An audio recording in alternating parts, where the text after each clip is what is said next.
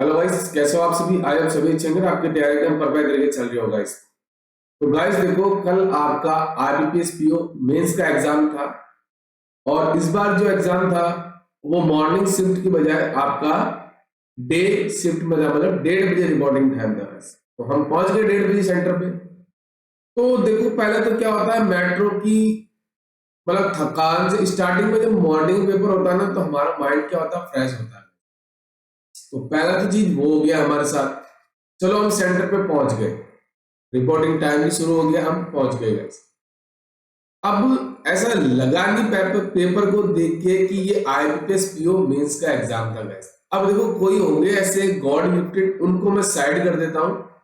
But God gifted अगर selection करते हैं हर एग्जाम में तो उन्हीं का होता, बाकी एवरेज बच्चों का नहीं होता गाइस। ये पहली बात तो आपके दिमाग में होनी चाहिए। तो हम नहीं है गॉड गिफ्टेड, हम थे एवरेज स्टूडेंट गाइस।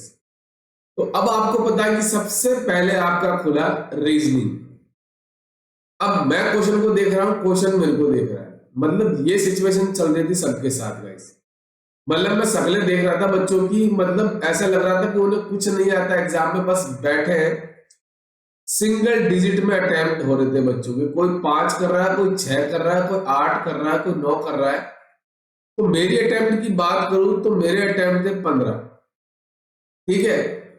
अब देखो, अगर मेरे अटेम्प्ट इतने हो रहे हैं तो उन बच्चों का क्या होगा जिनका प्री की उम्मीद नहीं थी, फिर भी उनका प्री निकल गया।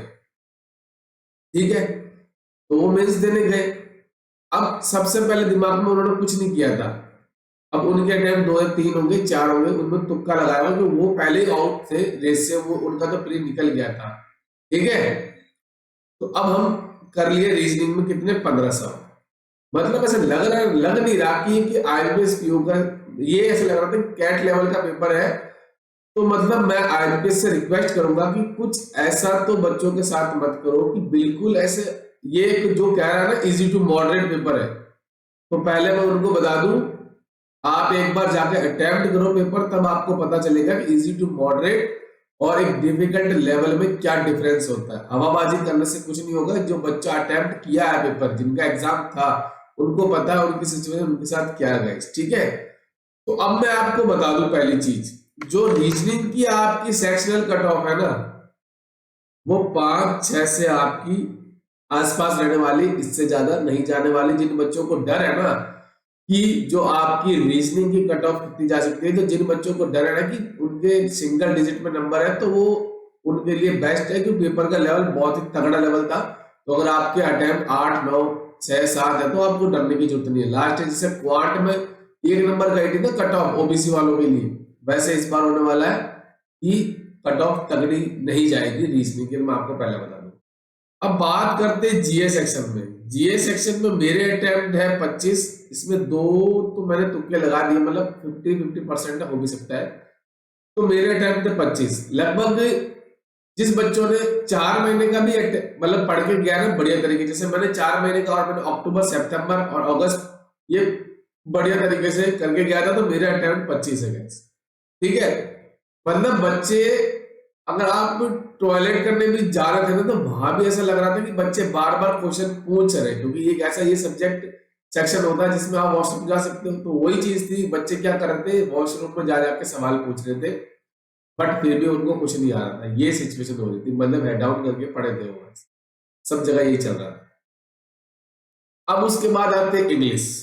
लास्ट ईयर मेरा इंग्लिश की वजह से सेक्शन कट ऑफ रुका था, तो इस बार मेरे जो अटेम्प्ट है वो है 20। ठीक है। 20 अटेम्प्ट है।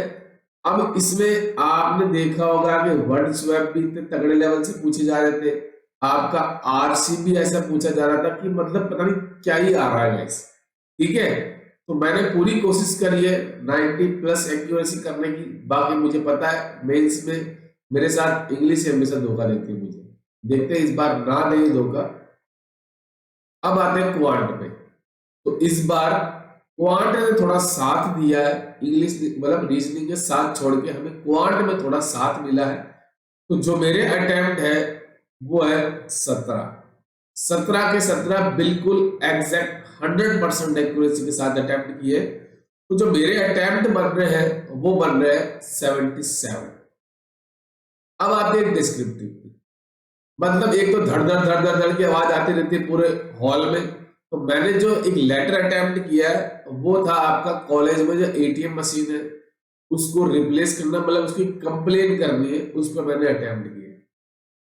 और ऐसे जो मैंने अटेम्प्ट किया है वो अटेम्प्ट किया है डिजिटल बैंकिंग के एडवांटेज और डिसएडवांटेज के।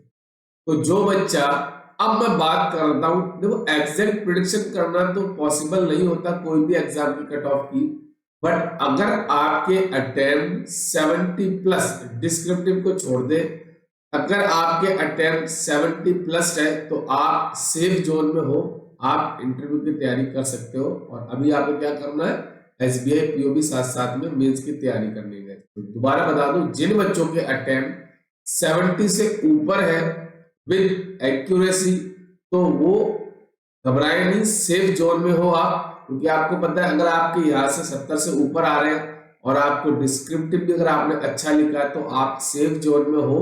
एग्जैक्ट प्रिडिक्शन करना किसी भी टीचर के हाथ में नहीं होता है, बट फिर भी अगर मैं बात करूं तो इस बार जो कट ऑफ है वो 80 से ऊपर ही जाने वाली है। मतलब अगर मैं लगभग बात करूं तो ये आपकी कट ऑफ 85 प्लस माइनस 3 कर लेना, इतनी आपकी जाने वाली है। ठीक है, तो अगर आपके अटेम्प्ट 70 से ऊपर है विद एक्यूरेसी तो आप अपना फोकस स्टार्ट कर दो, इंटरव्यू मिलेगा। ठीक है, और कोई दिक्कत हो तो कमेंट बॉक्स में कमेंट कर देना। इंस्टा आईडी और टेलीग्राम ग्रुप का लिंक दे रखा है, वहां से ज्वाइन कर लेना।